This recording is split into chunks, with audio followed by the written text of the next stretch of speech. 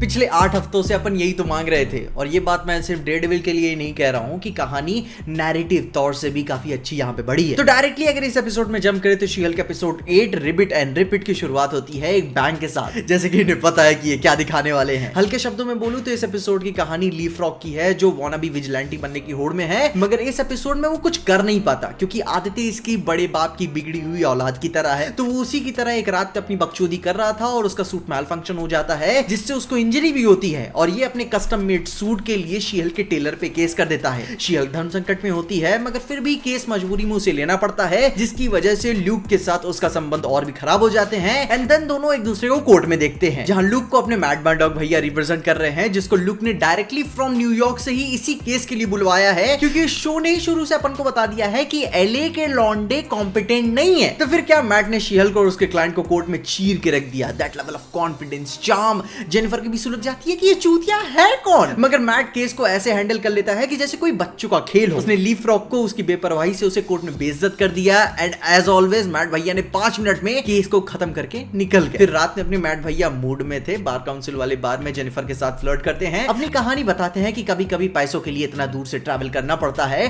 और सबसे इंपॉर्टेंट बात सुपर हीरो वाला ज्ञान देते हैं कि कैसे वो अपनी शी हल्क और जेनिफर वाली जिंदगी को संभाल सके। मैट बोलता है कि जन लोगों की ऐसी मदद कर सकती है कि जब सोसाइटी उन्हें फेल करे, एंड शी हल्क लोगों की ऐसी मदद कर सकती है जब उन्हें लॉ फेल करे, and that's how you give true justice. मगर फिर भी अपन को साफ साफ दिख रहा है कि वो उस पे लाइन मार रहा है, मगर खैर मैट की पुरानी आदत है। एंड देन अपन को टॉड के थ्रू वकांडा का कुछ रेफरेंस भी देखने को मिलता है, प्रोबेबली इन फ्यूचर कुछ ये इंपॉर्टेंस रखेगा क्योंकि भाई मूवी जो आने वाली है। लेकिन फिर ली फ्रॉग की तरफ से एक इमरजेंसी मैसेज जेन को मिलता है कि कोई उस पे अटैक कर रहा है, जिसकी हेल्प के लिए वो अपना सुपर सूट पहन के सबसे पहली बार आगे निकलती है, जहां उसे डेयरडेविल दिखाई देता है। दोनों के बीच में स्मार्ट कैजुअल लड़ाई होती है, जहां जेन डेयरडेविल की आइडेंटिटी को डिस्कवर कर लेती है, एंड दोनों के बीच में अपने मतभेदों को दोनों क्लियर करते हैं कि, और ये भी बताते हैं उसने ल्यूक को किडनैप कर लिया है ताकि वो एक सुपर हीरो का परफेक्ट सूट बना सके, जिसके लिए डेयरडेविल उसको खोजने में लगा हुआ है। एंड देन कुछ इटी-बिटी एक्शन होता है जो कि कुछ बहुत ही खास नहीं है, सिर्फ गर्म करके ठंडा छोड़ देते हैं। खैर फिर भी वो पहली बार अपन को डेयरडेविल दिखा है तो वो भौकाल अभी भी मेंटेन है। लेकिन नैरेटिवली देखे तो अब ली फ्रॉग को पकड़ने के बाद जेन मैट से इंप्रेस हो चुकी है। एक बैडएस लॉयर है, एक सुपर हीरो है, दोनों को चैलेंज करता है कोर्ट में और फील्ड में भी, दोनों के बीच में बहुत कुछ कॉमन है। तो फिर उसके बाद तुम अमेरिका वालों का प्यार जानते ही हो, ये हमसे 4 कदम आगे ही रहते हैं। दोनों जिस मतलब से एक दूसरे पे दाना डाल रहे होते हैं वो काम किया इन्होंने। फिर सुबह मैट भैया ने वॉक ऑफ शेम ली,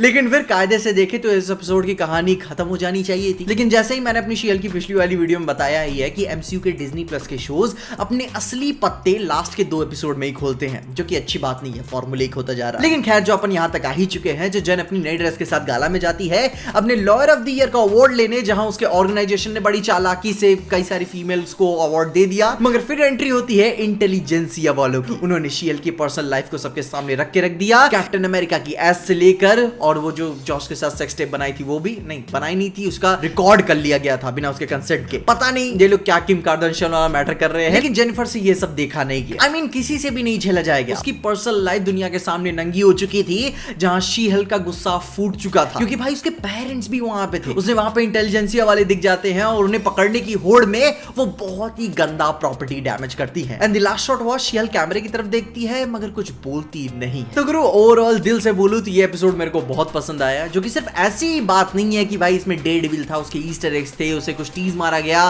उसका कॉरिडोर वाले सीन अपन को दिखाया गया, उसके सूट के मजे लिए गए, ओजी नेटफ्लिक्स का म्यूजिक बजा, लेकिन उससे भी आगे शी हल्क की जिंदगी अब इंपॉर्टेंट फील होने लगती है। जो कि इस मोमेंट पे मेरे को वही बैनर वाली लाइन याद आती है जो एपिसोड 1 में बोली गई थी, जो शुरू में उसने वार्निंग दी थी कि लोग तुम्हें एक मॉन्स्टर की तरह ना देखने लगे, मगर ठीक उसका गुस्सा यहाँ पे इतना आ चुका था कि उसे कुछ दिखाई नहीं दे रहा था बदले की सिवाय। जो कि इस एपिसोड का ट्रिगर पॉइंट मेरे को बहुत ही पसंद आया, क्योंकि it was too damn personal. मर्द या औरत की बात नहीं है भाई, कोई भी भड़क जाएगा, स्पेशली जब आप एक हल्क हो। लेकिन इसके अलावा इंटेलिजेंसिया के बारे में अभी अपन को और जानना बाकी है, उन्होंने इसे बदनाम क्यों किया और वो इसके आगे क्या करना चाहते हैं। क्या वो उसे पकड़वा के जेल में बंद रखना चाहते हैं ताकि वो अपना असली काम करे? पॉसिबिलिटी बहुत सारी है, लेकिन वो बहुत चूतिया मूव होगा कि अपने आखिरी एपिसोड में मेन सुपर विलन को इंट्रोड्यूस करने के बाद उसे जेल में डाल दे। मगर खैर शी हल्क का एपिसोड अब तक का शी हल्क का सबसे बेस्ट एपिसोड मैं कहूंगा। शुरू से लेकर आखिर तक इसमें एंगेजिंग बनाए रखने के लिए कई सारी चीजें, स्पेशली डेयरडेविल और लास्ट का सरप्राइज तो कमाल का था। जो मजे अपन शुरू से मांग रहे थे वही इसमें मिले। खैर से बहुत इंतजार कराया अपन को, मगर अच्छा था। डेयरडेविल और शी हल्क की केमिस्ट्री मेरे को बहुत ही पसंद आई, लेकिन अभी डर यही है कि अगले एपिसोड को कहीं कोर्ट ड्रामा में खत्म ना कर। तुम बताओ क्या तुम अगले एपिसोड को बैंग के साथ खत्म होते देखना चाहते चाहते हो या फिर कोर्ट में, अपने ओपिनियंस मुझे जरूर बताना।